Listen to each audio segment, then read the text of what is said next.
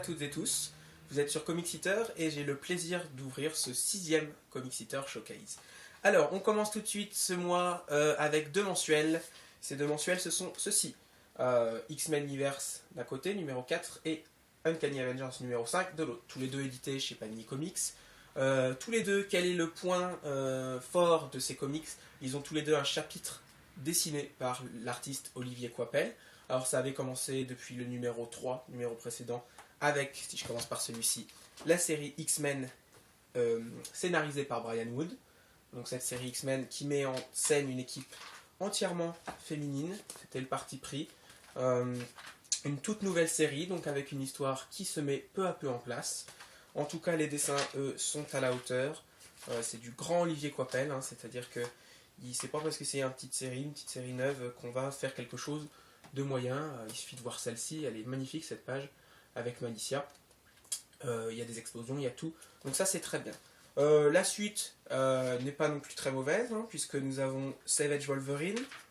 Savage Wolverine, c'est une série qui ne brille pas, je trouve, par son scénario, mais qui est plutôt destinée à faire briller le dessinateur Frank Shaw, qui va pouvoir faire son show.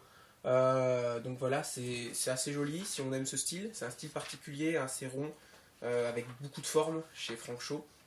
Et puis voilà, il y a l'action, on fait venir des personnages, ça se passe dans la jungle, des animaux. Voilà. Frank Shaw, qui je rappelle, signe également cette magnifique couverture. Ça, c'est très beau. Et qui sera présent fin novembre à la Paris Comics Expo. Donc si vous l'aimez, si vous aimez son style de dessin, c'est le moment d'aller le voir pour faire dédicacer ça ou quelque chose que vous avez de lui.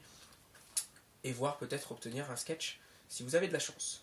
On continue toujours sur ce mag. On a la suite, cette fameuse série maudite Astonishing X-Men. Astonishing X-Men, ça s'améliore pas. Hein, c'est nul. J'aime pas. On va rester noble. On va rester correct. Dire que je n'aime pas plutôt que c'est nul. Et en tout cas, les dessins, j'arrive pas quoi. Les dessins, non, c'est pas possible. J'aime pas ce style, j'aime pas du tout. Je trouve que c'est bâclé. Donc voilà. Et puis on termine avec Edge of Apocalypse. Edge of Apocalypse, j'aime beaucoup les dessins. Néanmoins, cette histoire que j'aime bien dans cet univers alternatif contre les para-apocalypses, je trouve, tire un peu sur la corde. Et il serait temps qu'on arrive à une conclusion. Conclusion qui devra arriver, mais dans quelques mois encore. Il faut encore patienter. Donc voilà, une bonne série, certes, mais attention à ne pas rester un petit peu, faire du surplace. Il faut avancer, j'ai envie de dire, et pas rester 300 ans sur une série au risque de l'essouffler. Je reviens sur le deuxième mensuel qui était donc Uncanny Avengers. Donc Uncanny Avengers, comme je vous l'ai dit, un premier épisode, c'est juste un épisode, hein, c'est pour ça que si vous n'êtes pas fan, moi j'ai acheté celui-là, j'ai juste le 1 et le 5 du magazine Uncanny Avengers pour l'épisode d'Olivier Coipel. Très réussi, encore graphiquement, c'est un génie. Il y a de l'action, il y a pas mal de choses, beaucoup de blabla. Moi c'est un épisode que j'ai beaucoup aimé. Et puis la suite est pas mal puisque on a un épisode dessiné par Daniel Acuna, toujours écrit par Rick Remender, avec Apocalypse et Thor. Donc c'est-à-dire que c'est le nouvel arc qui commence et qui met en scène en grand vilain le mutant Apocalypse. Et ici c'est Thor qui va se frotter à lui. Alors le truc c'est que j'ai beaucoup aimé, mais l'appellation Uncanny Avengers on la voit pas trop ici. On a l'impression de lire un épisode de Thor. Et j'aime beaucoup Thor justement, j'aime bien, en plus ça sonne bien les dessins etc. Et donc on se dit est-ce que je lis Uncanny Avengers ou est-ce que je lis Thor? On verra après évidemment que les autres personnages vont intervenir, mais pour l'instant j'ai lu du Thor quoi. Donc c'est agréable, mais le titre Uncanny Avengers n'est pas très parlant pour le coup. Et enfin, Avengers Arena, comme d'habitude, termine le mag. Avengers Arena, la série où différents jeunes mutants s'affrontent à mort à cause de ce monsieur qui veut voir un jeu. C'est un peu comme une sorte de jeu télévisé où en fait il veut que les gens s'affrontent et qu'il n'en reste qu'un. Donc une intrigue de base déjà vue dans Battle Royale, puisque c'est de toute façon basé sur ça, même le logo le montre, le logo d'Avengers Arena. Mais c'est plutôt pas mal dessiné. Et puis faut lire tout en entier, là évidemment, si on a que le 5, on va rien comprendre. Mais je pense que c'est pas trop mal et visiblement les retours sont assez positifs sur cette série finalement, de laquelle on n'attend pas grand chose à la base en même temps. Donc quand on n'attend pas grand chose d'une série, si elle est plutôt pas mal, elle s'en sort. C'est pas comme une série où on attend beaucoup et qui finalement déçoit, donc on déçoit d'autant plus. Donc voilà, une dernière planche. Et se conclut ainsi ce magazine, qui je rappelle est plus petit que les autres, hein, et coûte 4,50€ néanmoins. Donc voilà, Uncanny Avengers, ça, je vous le conseille pas personnellement, je vous le conseille seulement si vous êtes vraiment fan d'Olivier Coipel et que vous voulez son épisode qui est là-dedans. C'est le même prix, c'est même quasiment moins cher qu'en VO, donc autant en profiter. Voilà. Par contre, X-Men Universe, vous pouvez sauter dessus. On passe au format supérieur avec l'encyclopédie DC Comics. L'encyclopédie DC Comics, attention, ce n'est pas une grande encyclopédie comme vous avez pu en voir chez Marvel ou même chez DC justement, très grande. Ici, c'est une encyclopédie au prix de 15€, éditée par Semic, mais qui opte pour un format plus petit. Je vous montre avec le mensuel. Voilà. Donc vous voyez, c'est plus petit en hauteur qu'un mensuel. C'est un peu plus large, légèrement. Après, c'est épais par contre. Hein. Et donc, cette petite encyclopédie au prix de 15€, éditée par Semic, vous propose différents personnages. Alors, je suis pas sûr qu'ils y soient tous, personnellement, vu la taille, mais il y en a quand même une bonne dose de personnages. Donc, on opte pour le principe une page, un personnage. Du coup, on n'a pas beaucoup de place avec le format. Donc, on a le nom, un petit paragraphe qui présente, des données de base, le nom réel, le poids, l'activité, la taille, etc. La base, c'est-à-dire où les alliés et les ennemis. Ensuite, les pouvoirs, on parle des pouvoirs en bas. Et puis un peu de choses importantes, de petites choses, un petit fait divers sur le personnage, j'ai envie de dire. C'est par ordre alphabétique. Donc nous avons Artemis, The Atom. Après, Atom, Smasher, Azrael. Donc voilà, c'est vraiment ordonné. On a de tout, du gentil, du méchant. Là, on a du gentil, donc Batman, Batwoman. Là, on a une gentille, méchante. Black Canary, Black Hand. Dr Fake, Dr Light, voilà, les docteurs là ils vont tous se suivre évidemment, donc c'est par ordre. Et donc moi je trouve que c'est plutôt sympa, les illustrations sont variées, c'est agréable toujours, en plus on a une illustration à chaque fois par page, c'est visuel aussi, c'est pas que de la lecture, j'apprécie beaucoup, il y a des choses assez récentes, c'est quand même bien foutu, j'ai envie de dire ce livre. En même temps les encyclopédies Semic sont très bien foutues à la base, puisqu'on reprend effectivement la disposition, les cadres, les couleurs d'écriture, de police sont exactement les mêmes qu'il y avait dans l'encyclopédie Batman et des Vengeurs qui sont déjà sortis il y a un certain temps. Donc ils savent faire ce Semic et franchement si vous voulez découvrir les personnages, je vous le conseille. Ça existe, alors si vous préférez Marvel, il y a aussi la formule, le même format chez Marvel. Donc il y a l'encyclopédie des personnages Marvel et il y a celle de DC Comics. Moi j'ai opté pour celle de DC Comics. Je prendrai peut-être l'encyclopédie Marvel, dans ce cas-là je vous la présenterai. Mais voilà, il y en a pour tous les goûts. C'est 15€ chez Semic. Donc vous voulez vous renseigner un peu, découvrir les personnages, et bien c'est le moment. Allez, foncez là-dessus. Ça coûte le même prix qu'un Urban ou qu'un 100% Marvel. Donc voilà. On termine avec deux choses. Je vais commencer tout de suite par le comics du mois. Le comics du mois, c'est Nightwing, tome 2. Nightwing, tome 2, intitulé La République de demain. Le tome 1 est sorti maintenant il y a un assez grand moment, un assez long moment. Donc on l'attendait ce tome 2 et il arrive enfin. Ce tome 2 se découpe en deux arcs, on va dire. Le premier arc, c'est bien évidemment la fin, la conclusion de la cour des hiboux, un peu comme Batman l'avait fait dans son tome 2. Nightwing était rentré dans la cour des hiboux dans la deuxième moitié, voire la fin du tome 1. Et la première moitié du tome 2, ouais, pas plus de la moitié, même un peu moins, on pourrait dire quasiment, est consacrée à la cour des hiboux, puisque Nightwing a quand même un lien assez fort avec cette cour des hiboux. Vous le découvrirez par vous-même. Donc c'est toujours, donc on verra Batman, hein, évidemment, qui va faire un peu quelques apparitions. C'est toujours donc au niveau scénarisé par Kyle Higgins et Tom DeFalco. J'aime beaucoup l'essence qu'ils ont donné à ce Nightwing, qui arrive vraiment à trouver son rôle dans l'univers Batman, ce qui n'est pas donné à tout le monde, et qui montre encore une fois que Nightwing peut être un pilier pour l'univers Batman. C'est-à-dire que même sans Batman, je suis convaincu qu'on pourrait faire survivre l'univers avec Nightwing. Ce n'est pas le cas de Damian, ce n'est pas le cas de Red Robin, de Red Hood ou de Batgirl même. Ils ne sont pas capables de soutenir l'univers Batman. Nightwing le peut, il l'a prouvé en endossant la cape, et il le prouve maintenant en gardant son costume de Nightwing. Je pense que Nightwing est le futur de l'univers Batman, et c'est pas pour rien qu'il est mis en avant dans Forever Evil, dans plein de choses, et qu'il est assez apprécié par les fans. Donc au dessin, plusieurs artistes. La grande partie du volume est dessiné néanmoins par Eddie Barrows, qui sera présent lui aussi à la Paris Comics Expo, que j'espère pouvoir rencontrer. Nous avons également Andrés Guinaldo et Geraldo Borges. J'espère que je prononce bien ce nom-là. Donc voilà, c'est varié au niveau des dessins. Beaucoup d'action, une mise en scène très dynamique, des dessins magnifiques. Hein. Franchement, c'est un artiste que je ne connaissais pas avant Nightwing et que j'aime beaucoup ce qu'il fait. Le travail des couleurs également, les artistes aux couleurs ont fait du bon boulot. Donc voilà. J'ai parlé donc du premier arc donc sur la cour des hiboux.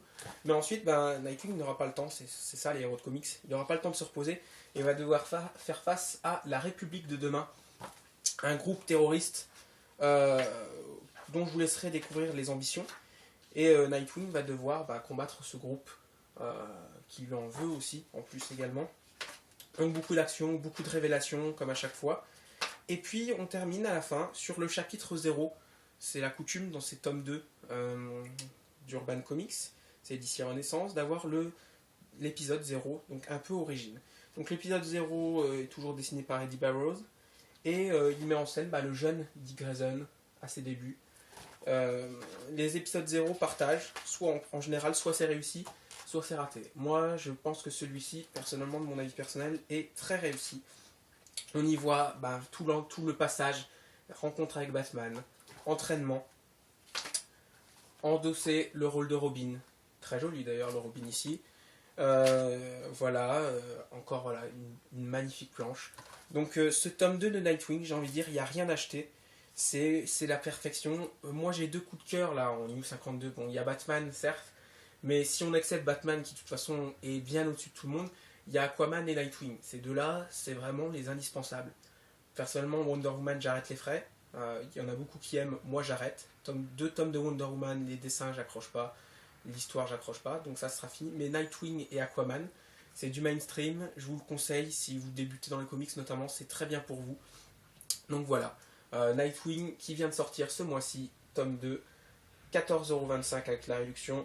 Ça s'appelle La République de demain et c'est chez Urban Comics comme d'habitude. Dernière chose, pour terminer, j'ai reçu ceci. Alors ça c'est quoi? The Joker, New 52, et en bas c'est marqué, voilà, cherchez où c'était mis, Death of the Family. Death of the Family qui touche bientôt à sa fin chez nous en France, en mensuel chez Urban Comics, qui sera édité ensuite dans les DC Renaissance, en début février, dans Batman tome 3, Nightwing tome 3, Catwoman tome 3 peut-être pour le tie-in, etc. Toujours est-il que moi, j'ai opté pour ce gros pavé, qui coûte seulement 20€. C'est un DC Deluxe, on va dire, édité par DC Comics en VO, et qui regroupe l'intégralité, quasiment l'intégralité, de Death of the Family. Pourquoi quasiment? Parce qu'il ne contient pas les épisodes de Batman, les premiers épisodes de Batman, en rapport avec le crossover, si j'appelle ça un crossover, c'est plutôt un event. Il contient uniquement les épisodes 17 de Batman, et pas 16, 15, 14, etc. C'est vraiment que la conclusion. D'ailleurs, j'espère que je vous dis pas de bêtises, que c'est bien le 17. Oui, c'est ça. On a par contre ici un backup de Batman 13, mais c'est un backup, c'est pas le vrai épisode. Sinon, qu'est-ce qu'on a là-dedans? On a tous les chapitres dérivés. En fait, on suit le Joker, c'est pas Batman qu'on suit.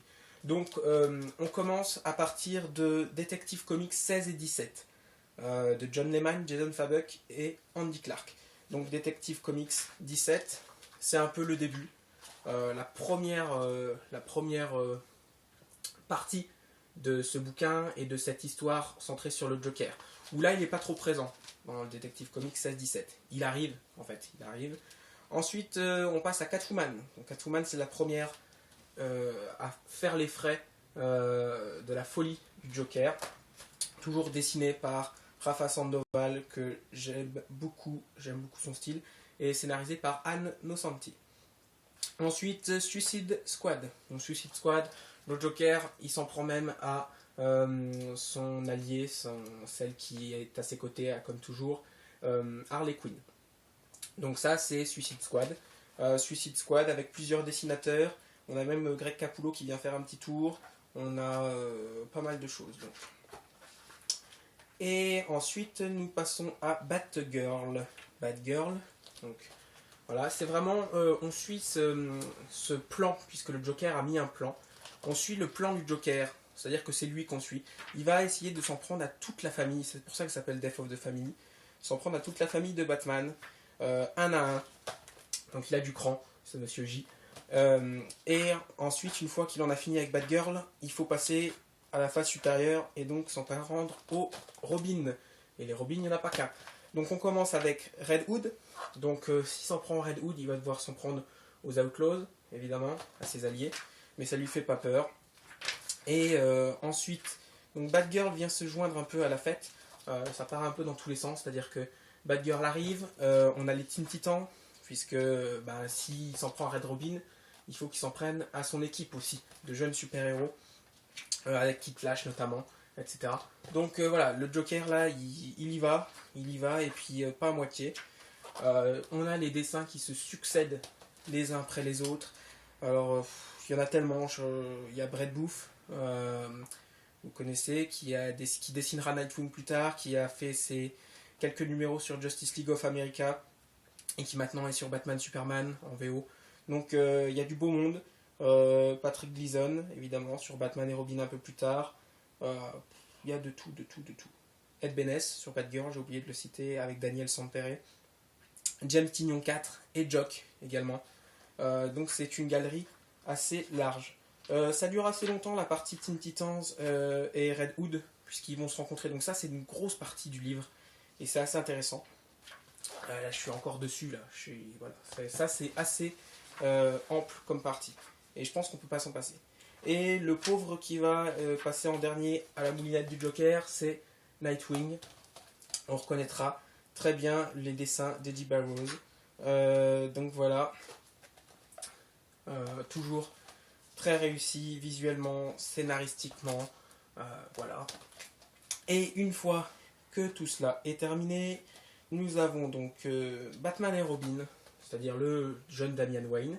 C'est l'avant-dernière partie du coup de ce livre, Damian Wayne.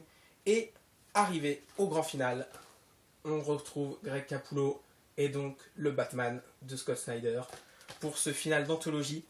Et une petite conclusion dans Batman et Robin pour terminer. C'est-à-dire on a une petite conclusion dans un épisode de Batman et Robin. Donc voilà, ça coûte 20€. Je ne vais pas vous préciser ce qui se passe dans l'histoire, c'est à vous de le découvrir soit en VO, soit en VF, soit attendre les DC Renaissance. Toujours est-il que ça, c'est le Joker que j'aime, que j'attends. Et peu importe s'il y a eu des critiques, je trouve que ça, c'est... La Cour des Hiboux, j'aime beaucoup, mais ça, c'est une histoire de Joker dont on se souviendra, qui est énorme, qu'il faut lire, mais il faut lire dans son intégralité, il ne faut pas lire que Batman, il faut tout lire, et c'est pour ça que ça, c'est parfait. Si vous ne craignez pas l'anglais, si vous avez 20€ à dépenser, c'est un pavé qui regroupe toute l'histoire et qui suit la folie de Joker dans Death of the Family. Je termine cette émission là-dessus. Je vous souhaite un bon mois de novembre, encore qu'on se retrouvera très vite en novembre. Le Comic Eater Showcase aura lieu un peu plus tôt. Et puis je vous donne rendez-vous également en fin du mois de novembre pour un reportage sur la Paris Comics Expo. D'ici là, portez-vous bien. À bientôt.